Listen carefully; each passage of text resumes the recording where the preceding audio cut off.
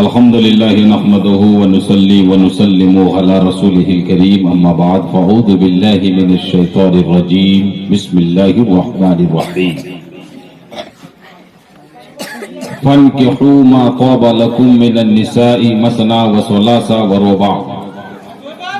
صدق الله العظيم وصدق رسوله النبي الامين المتين الكريم ونحن على ذلك لمن الشاهدين والشاكرين والحمد للہ رب العالمین۔ سرورا شاہا کریمہ دستگیرہ اشرفا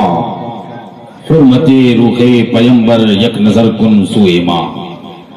اے اشرف زمانہ زمانہ مدد نما درہائے بستراز کلید کرم کشا، اشرف نہنگ دریا دریا بصیر دارت، دشمن ہمیشہ پرغم با ذکر تو دوست دارت۔ رسول اللہ صلی اللہ تعالی علیہ وسلم تنکح المرأة لأربع لحسبها ونسبها او لمالها او لدینها او لجمالها فاظفر بذات الدین۔ ہمارے اور آپ کے آقا جناب احمد مجتبی محمد مصطفیٰ صلی اللہ تعالی علیہ وسلم فرماتے ہیں کہ نیوی عورت سے رشتہ چار وجہوں میں سے کسی وجہ کی بنیاد پر طے ہو پاتا ہے۔ یا تو عورت سے رشتہ اس لیے کیا جاتا ہے کہ حسن و جمال میں یکتا ہے، یا اس لیے رشتہ کیا جاتا ہے حسب نسب خاندان میں یکتا ہے، یا تو رشتہ اس لیے کیا جاتا ہے کہ مال و دولت میں یکتا ہے، یا رشتہ اس لیے کیا جاتا ہے کہ دینداری اور پرہیزگاری میں یکتا ہے۔ آقا صلی اللہ علیہ وسلم نے ارشاد فرمایا اگر حسب و نسب خاندان کو دیکھ کر تم نے رشتہ کر لیا تو سمجھو تباہی ہے، اگر حسن و جمال کو دیکھ کر رشتہ کیا تباہی ہے، اگر مال و دولت کو دیکھ کر رشتہ کیا تباہی ہے۔ آقا نے ارشاد فرمایا کہ رشتہ اگر کرنا ہے تو پرہیزگاری کو دیکھو، دینداری کو دیکھو، تقویداری کو دیکھو، شریعت کو دیکھو۔ اگر تم نے پرہیزگاری کو دیکھ کر رشتہ طے کیا تو تمہارے گھر میں آنے والی دلہن تمہارے لیے یہاں بھی کامیابی کی ضمانت ہوگی اور وہاں بھی کامیابی کی ضمانت ہوگی،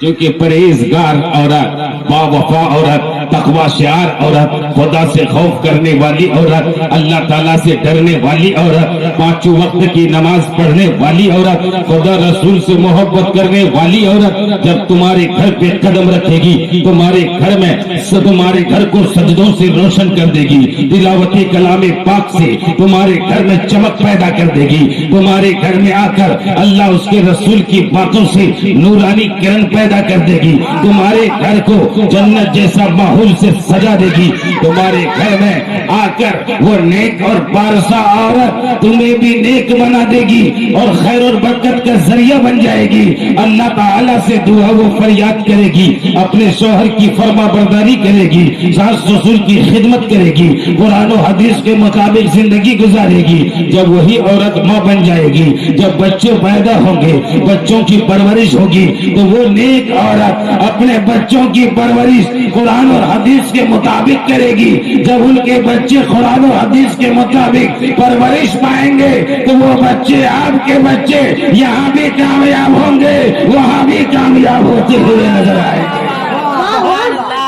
سامعین کرام، اس لیے مصطفیٰ جان رحمت فرماتے ہیں رشتہ داری کرنا ہے تو پرہیزگاری کو دیکھو، تقوی کو دیکھو، دین کو دیکھو۔ آج کا زمانہ ہے بد مذہب اور گستاخ فرقوں کا عروج ہے، ہر طرف دین کے لٹیرے جو ہے چوراہے اور کریا نظر آ رہے ہیں، کب کس کا ایمان چھین لے کوئی پتہ نہیں۔ وہاں بھی ہو، دیوبندی ہو، گستاخ فرقے ہو، یہ محبت رسول کو چھیننے کے پیدر پہ ہے۔ آپ جہاں کہیں بھی جاتے ہیں آپ کے ایمان کی حفاظت آپ کی ذمہ داری ہے، اور آپ کو یہ خیال رکھنا ہے کہ ہمیں اپنے ایمان کی خود حفاظت کرنی ہے۔ بہت سارے لوگوں کو دیکھا جاتا ہے کہ ان کا ایمان صحیح ہے، عقیدہ مضبوط ہے، بزرگوں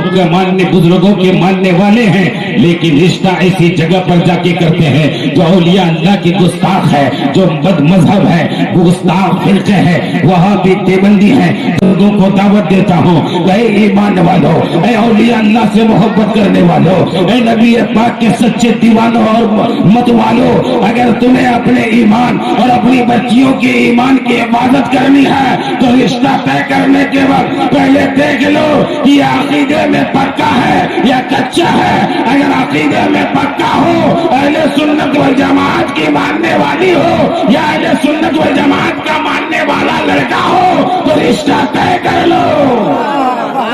اسی میں بھلا۔ جان مانگو گے جان دے دیں گے، مال مانگو گے مال دے دیں گے، لیکن یہ نہ ہو سکے گا کہ نبی کا دیا ہوا ایمان دے دیں گے۔ سامعین کرام، یہ نہ ہو سکے گا نبی کا دیا ہوا ایمان دے دیں گے۔ جب نبی کا دیا ہوا ایمان ہے تو اس ایمان کو بچانے کے لیے سر کٹا سکتے ہیں، ایمان بچانے کے لیے قید و بند کی زندگی گزار سکتے ہیں، ایمان بچانے کے لیے اپنی قربانی کر سکتے ہیں، ایمان بچانے کے لیے آل اولاد کی قربانی دے سکتے ہیں، ایمان بچانے کے لیے دھن جائیداد کی قربانی دے سکتے ہیں، اس لیے کہ یہ ایمان ہمیں فری میں نہیں ملا ہے، یہ ایمان بزرگوں سے ملا ہے، یہ ایمان اولیاء اللہ سے ملا ہے، یہ ایمان ہمیں اللہ کے نبی سے ملا ہے۔ اور اس ایمان کی طاقت ایسی ہے کہ یہ ایمان ایک طرف رکھو، پوری کائنات کو ایک طرف رکھو، ایمان بھاری نظر آئے گا، ایمان کا پلہ جو جھکا ہوا نظر آئے گا، کیونکہ یہ ایمان ہے جس کا ایمان مضبوط ہو گیا وہ یہاں بھی کامیاب ہو گیا، وہاں بھی کامیاب ہو گیا۔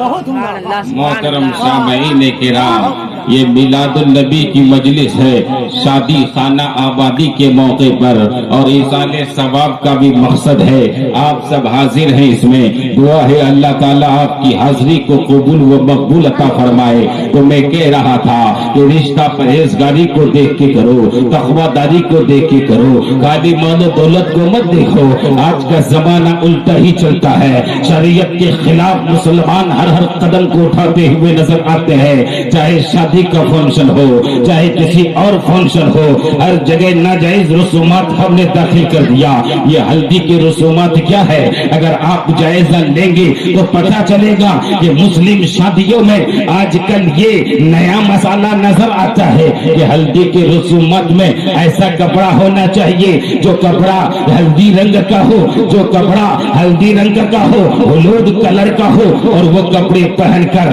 جو ہے ہلدی کے رسومات ادا کرتے ہیں۔ باپ بھائی ہیں، بہن ہیں، رشتہ دار ہیں، خیش و اقارب ہیں، بوڑھے ہیں، بچے ہیں، جتنے بھی پریوار کے ہیں، رشتہ دار ہیں، خیش و اقارب ہیں، سب کے کپڑے پیلے ہونے چاہیے، سب کے کپڑے ہلدی کلر کے ہونے چاہیے۔ پھر ہلدی کے رسومات کو ہم اور آپ ادا کرتے ہیں، اور ایسی رسومات کو ادا کرتے ہیں سامعین کرام، اس میں ناجائز محض کاموں کا خیال نہیں کرتے۔ کون محرم عورتوں میں سے ہیں، کون غیر محرم عورتوں میں سے ہیں، کن کے سامنے پردہ ہے، کن کے سامنے پردہ نہیں ہے، کس سے پردہ کرنے کا حکم ہے، کس سے پردہ کرنے کا حکم نہیں ہے، اس بات کا خیال ہم اور آپ کی ماں بہنوں کو نہیں، ہمیں اور آپ کو نہیں۔ ہم اور آپ جو ہے اپنے اسلام کو کیسے بچائیں گے، ایمان کو کیسے بچائیں گے، جبکہ دن اور رات ناجائز خرافات عمل ہم اور آپ کرتے ہیں۔ بتائیے سامعین کرام، میں یہ نہیں کہتا ہوں کہ ہلدی لگانا ناجائز ہے،